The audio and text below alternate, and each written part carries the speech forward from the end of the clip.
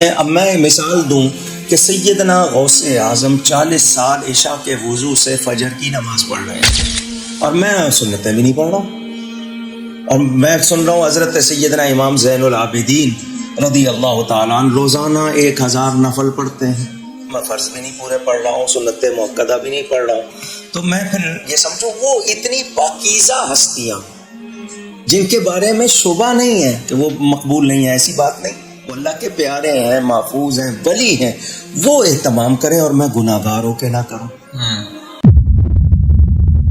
Wake up to reality. میرے بھائیوں، دن رات میں صرف 17 رکعتیں آپ پڑھ لیں تو کتابوں کے خدا نے ہمیں جو بتایا ہے نا، آپ کی پرسش کوئی نہیں ہونی۔ صرف 17 رکعتیں، 2 فجر کی، 4 ظہر کی، 4 عصر کی، 3 مغرب کی، 4 عشاء کی۔ باقی سب نفلی باتیں آپ انہیں سنت مؤکدہ کہہ دیں، آپ انہیں وطر کہہ دیں، آپ نوافل کہہ دیں۔ جو اوبلیگیٹری نماز ہے نا، جس کی پرسش ہونی ہے، وہ 17 رکھتے ہیں، جس پہ سنی شیعہ کا اجماع ہے۔ اس کی سپورٹ میں حدیث بخاری مسلم دونوں میں حدیث ہے۔ ایک دیہاتی شخص نبی علیہ السلام کے پاس آیا تو اس نے کہا یا رسول اللہ مجھے کوئی عمل بتائے میں جنت میں چلا جاؤں۔ آپ نے فرمایا کہ اللہ تعالیٰ کے ساتھ کسی کو شریک نہ ٹھہراؤ، صرف اسی کی عبادت کرو، تم جنت میں داخل ہو جاؤ گے۔ 5 وقت کی فرض نماز کو قائم رکھو، فرض زکوٰۃ ادا کرو اور فرض روزے رکھو۔ حج اس وقت تک فرض نہیں ہوا تھا۔ یہ 4 باتیں آپ نے ارشاد فرمائی۔ شرک نہیں کرنا، شرک پہلی چیز ہے بھائی جی جس تو بچنا ہے۔ اس کے بعد نماز، فرض زکوٰۃ اور فرض روزے۔ تو اس نے کہا یا رسول اللہ صلی اللہ علیہ وسلم نہ میں اس میں کوئی زیادہ کروں گا نہ اس میں کوئی کمی کروں گا، یعنی میں نے سے زیادہ بھی نہیں پڑھنی، کم بھی نہیں پڑھوں گا۔ اور یہ بات کہتا ہوا وہاں سے نکل گیا۔ نبی علیہ السلام فرمایا کسی نے جنتی کو دیکھنا ہے، اس شخص کو دیکھ لے۔ اچھا، اسی کو سپورٹو ایک اور طریقہ ہے بخاری اور مسلم میں، وہ بھی بخاری مسلم دونوں میں ہے، کہ ایک اس طرح نجد کا رہنے والا ایک پینڈو شخص جو پرانگدہ حالت تھی جس کی حضور کے پاس آیا، تو وہ اسی لیے آیا کہ اللہ کے نبی علیہ السلام کے اوپر ایمان لے کر آئے۔ تو اس نے پوچھا یا رسول اللہ صلی اللہ علیہ وسلم بتائیں اسلام کیا ہے؟ تو آپ نے فرمایا اسلام یہ ہے کہ تم 5 وقت کی فرض نماز کو قائم رکھو۔ اس نے کہا یا رسول اللہ فرض کے علاوہ بھی ہے کچھ؟ فرمایا ہاں نفل ہیں، وہ تمہاری مرضی، اگر پڑھنا چاہو تو پڑھ لو، نہیں پڑھنا چاہتے نہ پڑھو۔ اور یاد رکھیے گا احادیث میں سنت کی ٹرم یوز نہیں ہوتی ہے، یہ محدثین کی ٹرم ہے۔ سنتیں جو ہم مؤکدہ پڑھتے ہیں ان کو بھی نفل کہا جاتا ہے، نفل ان کہا جاتا ہے اضافی نماز۔ انفال مال غنیمت اضافی مال، نفل کا مطلب ہی اضافی چیز ہے۔ پھر نبی علیہ السلام نے فرمایا کہ فرض زکوٰۃ ادا کرو۔ اس نے کہا رسول اللہ فرض زکوٰۃ وہ جو 2.5% ہے، اس کے علاوہ فرمایا اس کے علاوہ نفلی صدقات وہ تمہاری مرضی کر لو، نہیں کرنا چاہتا نہ کرو۔ پھر آپ فرمایا فرض روزے رکھو رمضان کے۔ کہ رسول اللہ اور روزے؟ فرمایا وہ نفلی روزے ہیں تمہاری مرضی، منڈے کا، تھرسڈے کا، ایام 20 کے روزے جو بھی ہیں وہ رکھنا چاہو تمہاری مرضی ہے، لیکن فرض یہی ہے۔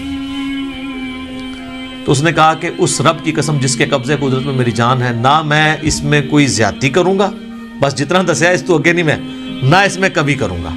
اور یہ وہ صحابہ کہتے ہیں یہ کہتا ہوا وہاں سے نکل گیا، تو آپ صلی اللہ علیہ وآلہ وسلم فرمایا کہ اگر یہ اپنی بات پہ قائم رہا تو یہ نجات پا گیا۔ یہ بالکل کلیئر کٹ ہے کہ فرض نماز آپ نے قائم رکھنی ہے۔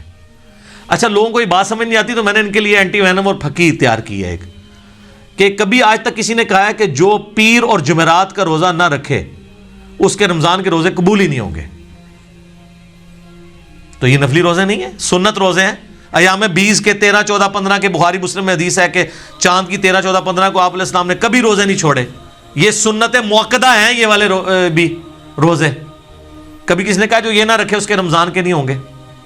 کبھی کس نے کہا جو عام صدقہ خیرات نہیں کرتا اس کی زکوٰۃ بھی قبول نہیں ہوگی۔ الٹا یہ تو بڑے بڑے لینڈ لارڈ کو کہہ رہے ہوتے ہیں بس زکوٰۃ دیں، پھر کام چک کے رکھو جو مرضی، سانو بس مدرسے نو زکوٰۃ دے دو تہاڈا مال پاک ہو گیا، 2.5% ہی دے دو۔ نماز کے بارے میں کیوں ساتھ رکھتے ہیں اور ایڈ کرتے ہیں؟ چھڑی عشاء دی 17 رکعتاں دس دیتیاں نے صرف عشاء کی، حالانکہ دن رات میں 17 رکھتے تھی، 2 فجر، 4 ظہر، 4 عصر، 3 مغرب، 4 عشاء۔ انہوں نے کتنا ظلم کیا اور لوگوں نے نماز پڑھنی چھوڑ دی اس کی وجہ سے۔ الحمدللہ ہماری ویڈیوز کی برکت سے ہزاروں لوگوں نے نماز شروع کی ہے جب ان کو یہ آسانی پتہ چلی کہ یار اصل نماز تو یہ ہے جس کا سوال ہونا ہے۔ پھر دوسری سہولت ہم نے دے دی نماز جمع کرنے والی کہ بھئی مسلم شریف میں اوپر تلے 10 احادیث ہیں 1629 سے آن ورڈ کہ اللہ کے نبی علیہ السلام نے بغیر خوف کے، بغیر بارش کے اور مدینہ شریف میں بغیر سفر کے ظہر اثر کی نماز جمع کی اور مغرب اور عشاء کی. تابعین نے پوچھا کیوں کیا؟ تو ابن عباس نے کہا تاکہ امت کے لیے آسانی ہو جائے اور کوئی تنگی باقی نہ رہے. پھر بھی اگر ان کو زیادہ تکلیف ہے تو کم از کم جو مسئلہ یہ خود مانتے ہیں کہ ظہر آخری وقت میں اور عصر پہلے وقت میں آپ پڑھ سکتے ہیں.